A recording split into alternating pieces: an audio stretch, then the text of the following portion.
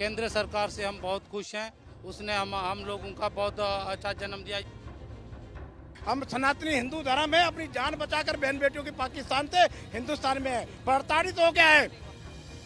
नागरिकता संशोधन कानून को लेकर पाकिस्तान से आए हिंदू शरणार्थी उत्साहित हैं। वो कह रहे हैं कि सीए लागू होने से उनके जीवन में उम्मीदों का सवेरा हुआ है, लेकिन देश की कई राजनीतिक पार्टियां इसके विरोध में उतर आई हैं। पश्चिम बंगाल की मुख्यमंत्री ममता बनर्जी ने कहा है कि राज्य में सीएए की अनुमति नहीं दी जाएगी। केरल के मुख्यमंत्री पिनाराई विजयन ने कहा है कि राज्य में सीएए लागू नहीं किया जाएगा। तमिलनाडु के मुख्यमंत्री एमके स्टालिन ने भी ये कहा है कि इसके नियम संविधान की मूल संरचना के खिलाफ है। वो इस कानून को अपने राज्य में लागू नहीं होने देंगे। वहीं दिल्ली के सीएम अरविंद केजरीवाल ने भी केंद्र सरकार से सीएए वापस लेने को कहा है। अब जो ये माइग्रेशन केजरीवाल ने कहा है कि लोकसभा चुनाव से ठीक पहले सीएए लागू करना बीजेपी की वोट बैंक की गंदी राजनीति है।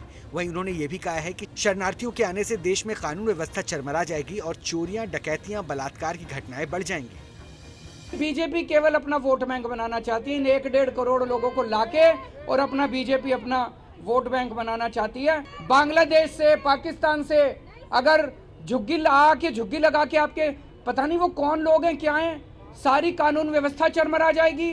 चोरियां, डकैतियां, बलात्कार बढ़ेंगे हमारे देश के अंदर।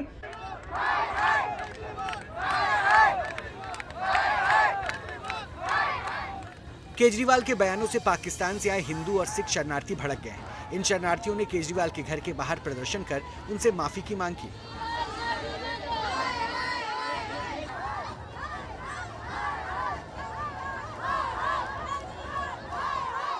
वहीं केंद्रीय गृह मंत्री अमित शाह ने भी सीएए पर केजरीवाल के बयान पर पलटवार किया।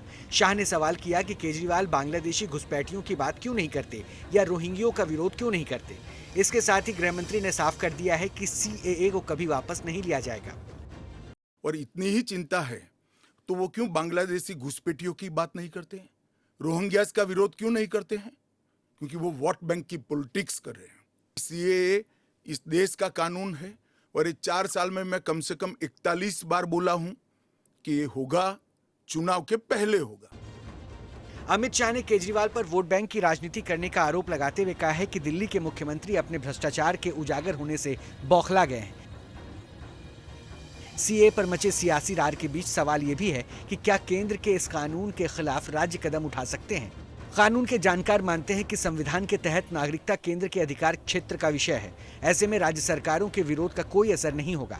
इसके साथ सवाल ये भी है कि क्या सीएए को राज्य सरकारें अपने यहाँ लागू होने से रोक सकती हैं। जवाब ये है कि संविधान के तहत केंद्र के बनाए कानून का पालन करने के लिए राज्य बाध्य हैं। ऐसे में राज्य कानूनी तौर पर सीए लागू करने से मना नहीं कर सकते। देखिए, संसद ने एक कानून पारित कर दिया है, कानून लागू हो गया है, गवर्नमेंट ने नोटिफाई कर दिया है। अब ये कानून की शक्ल ले ली इसने, तो इसको राज्य सरकार की, मुझे अभी तक ये समझ में नहीं आ रहा कि इसमें राज्य सरकार की भूमिका कहाँ है।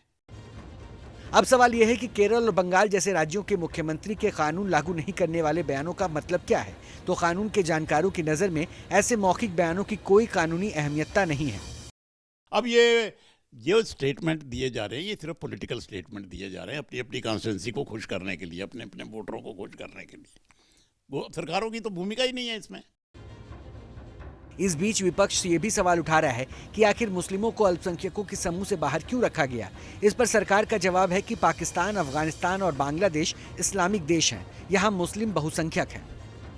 कि ये संविधान सम्मत नहीं है। संविधान में धर्म के आधार पर विभेद नहीं है। दूसरे आते हैं बांग्लादेश और रोहिंग्या, वो उनके विषय में इनका जुबान नहीं खुलेगी, क्योंकि उनका तो वोट बैंक है ना, तुष्टीकरण है ना। ये तुष्टीकरण नहीं चलेगा। ईडी गठबंधन की लगभग सभी पार्टियां सीएए का विरोध कर रही हैं। जानकारों की माने तो अगर किसी को लगता है कि कोई कानून संविधान की मूल भावना और संघवाद के खिलाफ है तो इसका विरोध करने का पूरा उसे अधिकार है। वो कोर्ट जा सकते हैं।